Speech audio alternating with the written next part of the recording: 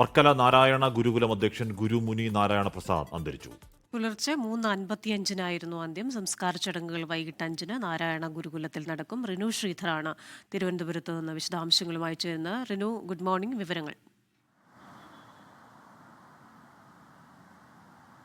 Good morning Hashmi, Christina. ഇന്ന് പുലർച്ചെ 3:55 കൂടിയാണ് ഗുരുമുനി നാരായണ പ്രസാദ് സമാധി ആയിരിക്കുന്നത്. തിരുവനന്തപുരത്തെ Gokulam medical college, Venjaramoodu Gokulam medical college ആശുപത്രിയിൽ ഇക്കഴിഞ്ഞ 25-ന് വാർദ്ധക്യ സഹജമായ അസുഖത്തെ തുടർന്ന് ചികിത്സയിൽ പ്രവേശിപ്പിച്ചിരുന്നു എന്നുള്ള വിവരമാണ് നമുക്ക് ലഭിക്കുന്നത്. ഗുരുദർശനങ്ങളെ ചേർത്ത് പിടിച്ച് മുന്നോട്ട് പോയ ജീവിതമായിരുന്നു അദ്ദേഹത്തിൻ്റേത്. ഒരു സർക്കാർ ഉദ്യോഗസ്ഥനായിരുന്നു എന്നുള്ളതാണ് ഏറ്റവും പ്രധാനപ്പെട്ട ഒരു കാര്യം.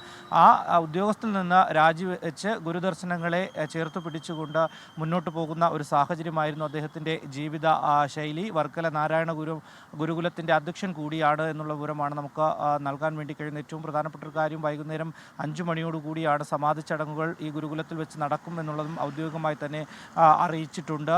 2024 രാജ്യം അദ്ദേഹത്തിന് പത്മശ്രീ ബഹുമതി നൽകി ആദരിക്കുകയും ചെയ്തിട്ടുണ്ട്. ഇന്ന് പുലർച്ചെ 3:55 അന്ത്യം സംഭവിച്ചത്. ഹൃദയ സംബന്ധവും അതുപോലെ തന്നെ വാർദ്ധക്യ സഹജമായിട്ടുള്ള പ്രശ്നങ്ങളും ഉണ്ടായിരുന്നു. 87 വയസ്സായിരുന്നു എന്നുള്ള വിവരവും നമുക്ക് ലഭിക്കുന്നുണ്ട്. ഹാഷ്മി,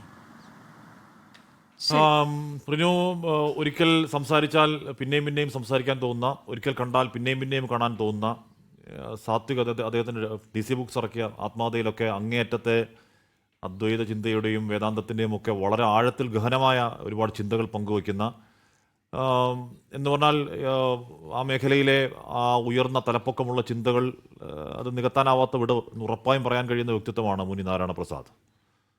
റിനു, തീർച്ചയായും. കാരണം ഗുരുവിൻ്റെ ദർശനങ്ങളെ ചേർത്ത് പിടിച്ചുകൊണ്ട് മുന്നോട്ടുള്ള ജീവിതമായിരുന്നു അദ്ദേഹത്തിൻ്റേത് എന്നുള്ളതാണ്. അങ്ങനെയുള്ള ഏറ്റവും മുതിർന്ന ഒരു സന്യാസി വര്യൻ കൂടിയാണ്. ഹാഷ്മി സൂചിപ്പിച്ചതുപോലെ തന്നെ എല്ലാവർക്കും പ്രിയപ്പെട്ടവൻ, നല്ല സംസാരിച്ചു കഴിഞ്ഞാൽ ആത്മീയപരമായിട്ടുള്ള ദാർശനിക ചിന്തകൾ ഉയർത്തി മുന്നോട്ട് പോകുന്ന ജീവിതം നയിക്കുന്ന ഒരാൾ കൂടിയാണ്. അദ്ദേഹത്തിൻ്റെ സംസാരത്തിൽ നിന്നൊക്കെ തന്നെ അത് വ്യക്തമാണ് എന്നുള്ളതാണ് ഏറ്റവും പ്രധാനപ്പെട്ട ഒരു കാര്യം. 1938 തിരുവനന്തപുരത്തെ നഗരൂരിൽ അദ്ദേഹത്തിൻ്റെ ജനനം. 1970 PWDയിൽ നിന്ന് എഞ്ചിനീയർ ഉദ്യോഗം രാജിവെച്ചുകൊണ്ടാണ് ഈ ഒരു ആത്മീയ വഴിയിലേക്ക് അദ്ദേഹം വരുന്നത്. നിരവധി പുസ്തകങ്ങൾ, ഏകദേശം 100ഓളം പുസ്തകങ്ങൾ ഗുരുവിനെക്കുറിച്ച് തന്നെ അദ്ദേഹം രചിച്ചിട്ടുണ്ട്. കേരള സാഹിത്യ അക്കാദമി പുരസ്കാരം ഉൾപ്പെടെ അദ്ദേഹത്തെ തേടി എത്തിയിട്ടുണ്ട് എന്നുള്ളതാണ് ഏറ്റവും പ്രധാനപ്പെട്ട ഒരു കാര്യം. ഗുരു ദർശനങ്ങളെക്കുറിച്ചാണ് കൂടുതലും അദ്ദേഹം എഴുതുന്നത് എന്നുള്ളതാണ് ഏറ്റവും പ്രധാനപ്പെട്ട ഒരു കാര്യം. ഇപ്പോൾ ഗുരുകുലത്തിൻ്റെ അധ്യക്ഷൻ കൂടിയാണ്.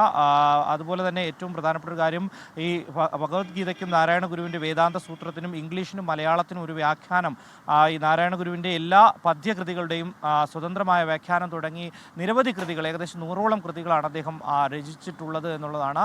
ഏറെ നാളായി അദ്ദേഹം വാർദ്ധക്യ സഹജമായിട്ടുള്ള അസുഖത്തെ തുടർന്ന് ചികിത്സയിൽ ആയിരുന്നു എന്നുള്ളതാണ് മറ്റൊരു കാര്യം. ഈ കഴിഞ്ഞ 25-നാണ് ഈ ഗോകുലം മെഡിക്കൽ കോളേജ് ആശുപത്രിയിലേക്ക് പ്രവേശിപ്പിച്ചത്. ഇന്ന് പുലർച്ചെ 3:55 കൂടിയാണ് സമാധി എന്നുള്ളതാണ് നമുക്ക് ലഭ്യമാകുന്ന വിവരം. വൈകുന്നേരം 5 മണിക്ക് ഗുരുകുലത്തിൽ വെച്ച്, വർക്കലയിലെ ഗുരുകുലത്തിൽ വെച്ച് സമാധി ചടങ്ങുകൾ നടക്കുമെന്നും ഗുരുകുലം അറിയിക്കുന്നുണ്ട്. ഹാഷ്മി, ക്രിസ്റ്റീന.